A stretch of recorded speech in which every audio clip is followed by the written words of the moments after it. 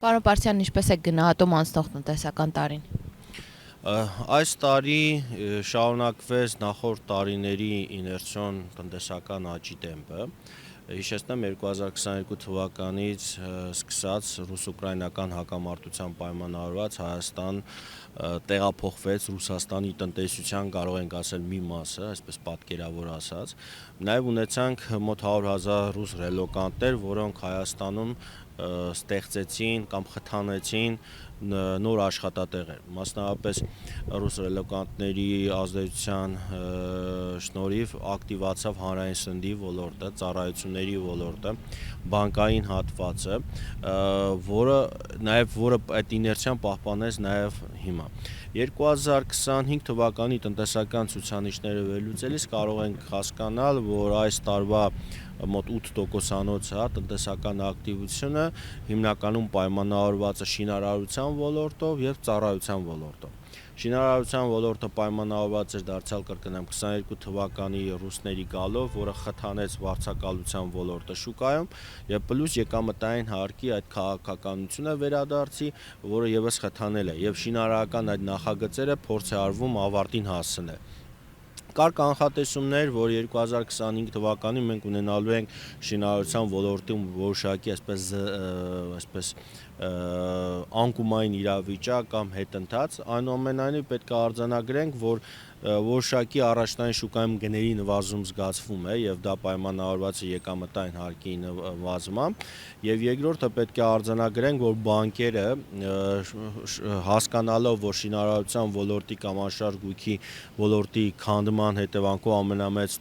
այսպես տուժողը իրենք են լինում, շարունակեցին վարկավորել շինարարության ոլորտը կամ վերավարկավորել շինարարության ոլորտը եւ դրա արդյունքում շինարարության ոլորտը շարունակեց իր տնտեսական աճը ապահովել։ Եվ Հայաստանի այսպես շինարարության ոլորտի աճի ապահովող մյուս գործոնը պետության կողմից վարվող հարկաբյուջետային քաղաքականություններ, մասնավորապես պետությունը մեծ քանակությամբ ճանապարհաշինության, դպրոցաշինության եւ մանկապարտեզների կառուցման վրա գումարներ հատկացրեց եւ որը դարձյալ խթանեց շինարարության ոլորտը, այսինքն կարող ենք ասել հարկաբյուջետային փողերը, որոնք օրինակ այս տարվա ընթացքում 1 միլիարդ դոլարի չափով պարտք ենք վերցրել, այդ պարտքի մի զգալի մասը գնաց շինարարության ոլորտի խթանմանը, պահանջարկի ստեղծմանը պետական գնումների միջոցով։ Ծառայության ոլորտի պարագայում շարունակում է մեծ ազդեցություն թողնել Ռուսաստանի տնտեսության հետ մեր կապը։ Ռուսական տնտեսությունը ներկայումս գտնվում է այսպես արևմտյան պատժամիջոցների տակ եւ նրանք վճարումներ կատարելու համար կամ փոխանցումներ կատարելու համար հաճախ օգտագործում են տարբեր այսպես սխեմաներ։ Այդ սխեմաներից մեկը անցնում է Հայաստանում։ Օրինակ ռուսական այսպես կապիտալը փոխանցվում է Հայաստան, Հայաստանից արևմուտք կամ այլ երկրներ կամ արևմուտքից գալիս է գումարը Հայաստան, Հայաստանից տեղափոխվում է Ռուսաստան եւ այս ամենի շնորհիվ մեր Հայաստանի բանկային համակարգը բավականին բարձր շահութաբերություն է ապահովում եւ շահույթի մեծությունը շատ բարձր մակարդակի վրա է։ Օրինակ նույն 2024-ին 353 միլիարդ դրամ մաքուր շահույթ ստացավ, այս տարի եւս շարունակվում է բարձր շահութաբերություն ապահովել մի քանի բանկեր, միայն ռուսական այսպես գումարները սպասարկելով։ Այսինքն մեր տնտեսական աճը ամբողջությամբ հիմնված է պետության պարտք վերցրած եւ դրա միջոցով շինարարության խթանմամբ եւ Ռուսաստանի այսպես ազդեցության շնորհիվ բանկային համակարգի շահութաբերության կտրուկ աճով։ Այս երկու գործոններն են, որոնք էական ազդեցություն են թողել եւ այս տնտեսական աճի ապահովման հիմք հանդիսացել։ Մասամբ նաեւ փոքր վերականգնվել է նաեւ հանքարդյունաբերությունը, նախորդ տարիներին մենք ունեինք անկում հանքարդյունաբերության ոլորտում, այս տարի ընդամենը 1.5% աճ, բայց ընդհանուր օրինակ արդյունաբերության ոլորտում կա անկում, որը պայմանավորված էր անցած տարվա փուչիկ թվերով, մասնավորապես ոսկեշչության աճը 20-30 անգամ, որը այս տարի չկա։ Փաշինյանը շաբաթներ առաջ հայտարարեց, որ իմաստ չկա թոշակառուներին հավելյալ 11,000 դրամ տալ, պետությունը նրանց համար այդ փողը ավելի ճիշտ կծախսի։ Թոշակառուներն արդյոք չունեն այդ 11,000-ի կարիքը եւ միջին թոշակը բավարարում է արդյոք թոշակառուին։ Թոշակ բարձրացնելը կարող է նույնիսկ մեր թոշակառուների համար դառնա լուրջ խնդիր այս պայմաններով, քանի որ մենք ունենք մի իրավիճակ, որ գյուղատնտեսության ոլորտը բավական լուրջ խնդիրներ ունի, ներկրվող ապրանքները սննդամթերքը թանկացել է եւ այդ թոշակների աճը կարող է նույնիսկ բերել նույն թոշակառուների մոտ կենսամակարդակի վատթարացման, որտեղ նույն Նիկոլ Փաշինյանը լավ պատկերացնում է կամ տեղյակ է տնտեսության մասին, ինչպիսի տնտեսություն ունի, եթե թոշակառուներին գումար տա լրացուցիչ, ապա դա բերելու է գյուղատնտեսության ոլորտին, այս գյուղատնտեսության ոլորտի պարագայում կտրուկ գնաճ։ Այսինքն ոչ թե մենք այս տարվա հունվար-նոյեմբեր ամիսներին սննդամթերքի շուկայում ունենալու էինք 5.1% գնաճ, այլ կունենայինք 10% գնաճ։ Եվ նույնիսկ այդ թոշակների բարձրացումը չէր փագի այդ գնաճի մակարդակը, այսինքն մենք ունենք հիվանդ, իրար հետ կապ չունեցող մի տնտեսական համակարգ, երբ որ դու մի բան շատ ես ավելացնում, այն երբ որ մյուս օղակները թույլ են, օղակները կտրվելու են, այսինքն մենք այդ իրավիճակը ունենք։ Ցավոք սա մտահոգիչ իրավիճակ է։ Այո, մենք բնականաբար բոլորս ցանկանում ենք, որ մեր թոշակառուները ապրեն բարեկեցիկ կյանքով, հատկապես երբ որ նայում ենք պաշտոնական վիճակագրությունը, Հայաստանում 21.7% աղքատություն կա, ամեն 4-րդ ընտանիքը կամ ամեն 4-րդ անձը աղքատության մեջ է, ամեն 3-րդ երեխան աղքատության մեջ է ապրում, թոշակառուների մի զգալի մասը ծայրահեղ աղքատության մեջ են ապրում, այո, մենք պարտավոր ենք այդ բարեկեցությունը ապահովել, բայց զուտ թոշակի բարձրացումը դա բավարար չի լինելու, դրա զուգահեռ պետք է ինքը նաև ավելացնի գյուղատնտեսության ոլորտը, աջակցի գյուղմթերքի, այսպես արտադրողականության աճին, հասանելիության աճին եւ այլն, որ այդ 11,000 դրամը չփոշիանա, իրանք չեն արել այդ աշխատանքը։ Եվ հիմա իրոք ամեն թոշակի բարձրացում բերում է ըստ էության նոր գնաճի։ Օրինակ, այս տարվա վառ օրինակն է, երբ որ մենք ունենք առաջին անհրաժեշտության սննդամթերքի գնաճ բարձր, եւ այդ գնաճը անշուշտ առաջին հերթին այս թոշակառուներն են զգում։ Նույնիսկ այն քեշբեքերը, որ նրանք հայտարարել էին, որ 10%-ի փոխարեն 12% է, դա չփակեց, դա մի բան էլ իրենց թոշակառուների համար գլխացավանք դարձավ։ Այսինքն այդ գումարների լրացուցիչ գումարները նրանց թույլ չտվեց այս տարվա գնաճը փակել։ Այսինքն մենք ունենք հիվանդ տնտեսություն, սխալ, անարդյունավետ պետական սոցիալ-տնտեսական քաղաքականություն եւ այս պայմաններում կտրուկ քայլերը կարա բերի ընդհանուր համակարգի փլուզման։ Դուք էլ նշեցիք եւ տարբեր հաշվարկներով ակնհայտ է, որ մի քանի 100,000 մարդ անգամ օրվա սննդի հարցն է դժվարությամբ լուծում։ Այս ուղղությամբ ինչ քայլեր ձեռնարկեցին անցնող տարում եւ ըստ ձեզ ինչ պետք է անեն եկող տարում իշխանությունները։ Գործող իշխանությունները խոստացել էին, որ 5 տարիների ընթացքում պետքա վերացնեն ծայրահեղ աղքատությունը, բայց այս տարի պաշտոնական վիճակագրությամբ ամբողջ 6%-ը մեր բնակչության ծայրահեղ աղքատության մեջ է։ Այսինքն նրանք չեն կարողանում միշտ սննդամթերք ձեռք բերել։ Սա այն դեպքում, երբ որ կա բարձր տնտեսական աճ, ամեն տարի այդ աճին զուգընթաց այս կառավարությունը $1 միլիարդ չափով պարտքեր վերցնում, այսինքն նույնիսկ այդ ամենով հանդերձ մեր բնակչության կենսամակարդակում էական փոփոխություններ չենք ունեցել։ Մենք ունենք 21.7% աղքատություն, որը ամենաբարձր է տարածաշրջանի բոլոր երկրների նկատմամբ։ Երբ որ նրանք գլուխ են գովում իրենց ցուցանիշներով, թող նայեն իրենց բնակչության կենսամակարդակին, իրենց աղքատության ցուցանիշներին, իրենց երեխաներին, որոնք աղքատության մեջ են։ Այսինքն մենք պետք է պաշտոնական այդ թվերը հասկանալով հասկանանք նաև դրա որակը։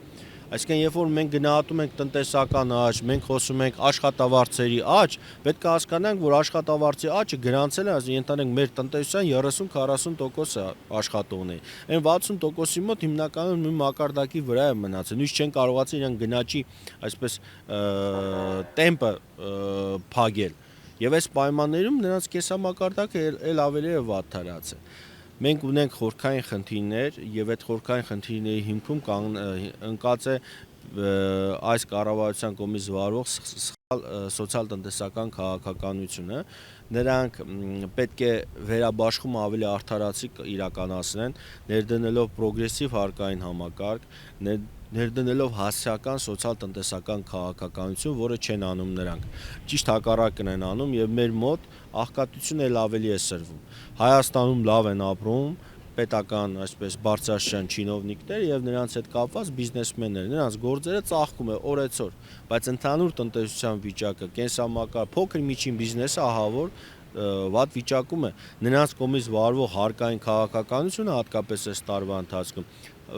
աննախադեպ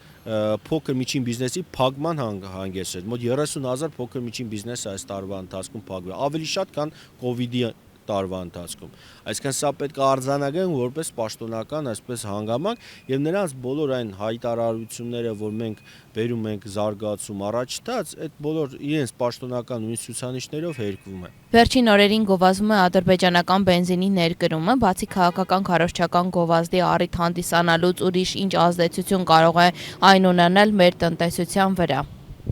Հայաստանը մշտապես բենզին է ներկրել վերջին 30 տարիների ընթացքում Ռուսաստանի Դաշնությունից, քանի որ մենք ռուսական կողմի հետ ունենք միջպետական համաձայնագիր, որը թույլ է տալիս արտոնյալ պայմաններով բենզին ձեռք բերել։ Դա չի նշանակում, որ մենք ունենք այսպես ցածր գներ հայկական շուկայում, քանի որ շուկայի գնագոյացման վրա ազդում էր եւ տրանսպորտային ծախսը եւ ազդում էր այսպես շուկայում գործող տնտեսվարողների քաղաքականությունը եւ այլ։ Եվ պետք է նշեմ, որ Հայաստանի համար կարևոր է տնտեսական անվտանգության տեսանկյունից դիվերսիֆիկացնել, այսինքն գտնի այլ մատակարարներ, ոչ միայն ռուսական, խոսքը ադրբեջանականին չէ, այլ տնտեսվարողները մենք պետք է փորձենք։ Մենք փորձեր արել ենք, օրինակ փորձում ենք Իրանից ներկրել, Ռումինիայից էլ ենք ներկրում, բայց հիմնական խնդիրը կայանում էր նրանում, որ նույն օրինակ իրանական վառելիքի որակը չէր համապատասխանում ԻԱՏՄ ստանդարտներին, եւ մենք չենք կարողանում այդ վառելիքը ներկրել Հայաստան։ Թե որքանով ադրբեջանականը կհամապատասխանի, ժամանակը ցույց կտա։ Հիշեցնեմ, որ Ադրբեջան ինքը պրեմիում բենզին է ներկրում, հայտարարվեց, որ Հայաստան բերվում է պրեմիում բենզին, սա այն դեպքում, երբ որ Ադրբեջանը չի կարողանում իր ներքին կարիքների համար բավարար քանակությամբ պրեմիում բենզին արտադրել եւ ներկրում է Ռուսաստանից կամ Արաբական Էմիրություններից, եւ նույնիսկ հայտարարություն եղավ ադրբեջանական մամուլում, որ մյուս տարի առհասարակ պրեմիում բենզին չեն արտահանելու։ Խնդիրը դառնալու հասկանալ էլ ինչ բենզին կարող ենք Ադրբեջանել, ռեգուլյար բենզին պետքա բերենք, ինչ որակի, դիզել պետքա բերենք, ինչ որակի։ Այսինքն սրանք հարցեր են, որոնք հստակ պատասխաններ այս պահին չկա։ Հայաստանի ադրբեջանական վառելիքը ի տարբերություն ռուսականի ունի մի կարևոր մրցակցային առավելություն, դա տրանսպորտն է։ Ի տարբերություն ռուսականի ադրբեջանական ավելի մոտ է, այսինքն ավելի փոքր տրանսպորտային ծախսեր պետք է արվի բերել հասցնել Հայաստան։ Եթե բացվի Իջևանի, այսպես Իջևան-Ղազախ ադրբեջանական գիծը, այդ դեպքում Վրաստանին առհասարակ գումար չենք վճարի, տրանսպորտման համար եւ ել ավելի տրանսպորտային ծախսերը կարող են նվազել։ Իսկ տրանսպորտային ծախսերը բավականին բարձր են, քանի որ վրացական կողմը վերջին տասնամյակի ընթացքում պարբերաբար թանկացրել է այդ տրանսպորտման գումարները։ Այս խմբականակը, որ եկավ 1300 տոննա, չի կարող շուկայում էական փոփոխություններ հանգեցնել, քանի որ շուկայի հիմնական դերակատարները Ֆլեշն են եւ CPS-ը, որոնք ռուսական վառելիք են ներկրում, եւ նրանք մեծ ցանկության դեպքում կարող են այսպես գները կտրուկ իջեցնեն, ինչպես օրինակ ենթադրենք գրանոյլներում եւ շուկայում նույն իրավիճակը ստանա, կամ ավելին ասեմ, հետագայում էլ գները իջեցրած բան ռանոյլին շուկային դուրս թողեն։ Այսինքն մենք շուկայում ունենք երկու տնտեսվարող սուբյեկտ խոշոր, որոնք կարող են այսպես կտրուկ քաղաքականություն վարել Ռուսաստանից մի փոքր զեղչ ստանալով, օրինակի համար 5%, 10%, ստեղ իրենց խնդիրը լուծեն շուկայում պահպանելու համար։ Չեմ կարծում միջնաժամկետում կամ երկարաժամկետում ադրբեջանական վառելիքը կարող է հայկական շուկայում մեծ մասնաբաժին գրավի, քանի որ դրա համար բավական լուրջ աշխատանք է պետք անել, սկսած ներկրման այդ լոգիստիկ խնդիրների լուծման, վերջացած ցանցով։ Ցանցն էլ եւս շատ կարեւոր է, որ նրանք պետք է ունենան, որտեղ բեզալցականների ցանցի 1/3-ը հիմնականում պատկանում է խոշոր խաղացողներին։ Եվ ակնհայտ է, որ այս շուկայում նաև որոշակի քաղաքական այսպես տրամադրություններ կան, այսինքն քաղաքական որոշակի հովանավորություն կա վառելիքի շուկայում, որը թույլ է տալիս Ադրբեջանի հետ այսպես գործար կատարել արտոնյալ պայմաններով։ Դա կարող է անշուշտ, եթե պարբերաբար այդ այսպես գործընթացը կրկնվի, դա կարող է ազդել շուկայի վրա եւ մասնաբաժինները փոխվի։ Եթե օրինակ այս բանին Ֆլեշին CPS-ին բաժին են կնում շուկայի 60%-ից ավել, այո, որոշակի քաղաքական այսպես ներգործության, ինչպես տարբեր այսպես գործոններով կարող է նրանց մասնաբաժինը փոխվել հօգուտ այսպես Ադրբեջանից վառելիք ներկրողի կամ այլ տնտեսվարողների։ Ակնհայտ է, որ այդ գործընթացը կա։ Երկարաժամկետում կամ միջնաժամկետում դա կախված է պետության կողմից վարվող տնտեսական քաղաքականության հետ եւ նրանք արդյոք կարողանան պայմանավորել Ադրբեջանի հետ եւ Վրաստանի հետ բեռնափոխադրման մասով եւ մյուս կարևոր խնդիրը եւ Ադրբեջանը ունի այդ վառելիքը, որ կարողանա մեզ վաճառել։ Նաև ակտիվորեն քարոզվում էր ղազախական ցորենի ներկրման հանգամանքը Ադրբեջանի տարածքով այս փոխադրումները ինչ ազդեցություն ունեն մեր տնտեսության վրա, սա տնտեսական կախվածության, լոգիստիկ հնարավորությունների բալանսավորում է, թե զուտ քաղաքական ակցիա։ Ղազախական ցորենի ներկրումը ավելի շատ այսպես քաղաքական ակցիա էր, քանի որ ավելի երկար ճանապարհ էր, ավելի մեծ տրանսպորտային ծախսեր էր եւ մենք կարող ենք ավելի կարճ ճանապարհով Ռուսաստանից բերել։ Սա քաղաքական գործարք էր, ակցիա էր, որի նպատակն է ցույց տալ, որ մենք կարող ենք նաեւ Ադրբեջանի տարածքով բեռ ստանալ։ Դա մեր տնտեսության վրա էական կամ շուկայի վրա էական ազդեցություն չի կարող թողել ղազախական ցորենը, քանի որ որակական եւ գնային առումով զիջում է ինքը ռուսականին, բայց դա չի նշանակում, որ հայկական կողմը պետք է փորձի դիվերսիֆիկացնել։ Եթե այլ երկրից կարողանանք ավելի մատչելի գներով բերել, իհարկե պետք է փորձենք։ Օրինակ ժամանակի մենք Ուկրաինայից ենք բերում ցորեն եւ մեր ներկրման մոտ 10%-ը բաժինելնում Ուկրաինային։ Հիմա իրավիճակը այլ է, փոխվել է տրանսպորտային խնդիրներ կան, լոգիստիկ եւ այլը, մենք Ուկրաինայից չենք կարող բերել, բայց դա չի նշանակում, որ մենք պետք է ամբողջությամբ այսպես կախված լինենք ռուսական ցորենից, քանի որ դա բավական լուրջ ռիսկեր է ստեղծում։ Բայց Ադրբեջանի տարածքով ցորենի ներկրումը տնտեսական որևէ տրամաբանություն հաշվակ չունի։ Նույն Բաքու, Թբիլիսի, Երևան երկաթգիծը մոտ 30% ավելի երկար է, քան Փոթի, Թբիլիսի, Երևան երկաթգիծը։ Նույնիսկ այս դեպքում տրանսպորտային ծախսերը արդեն շատ մեծ են։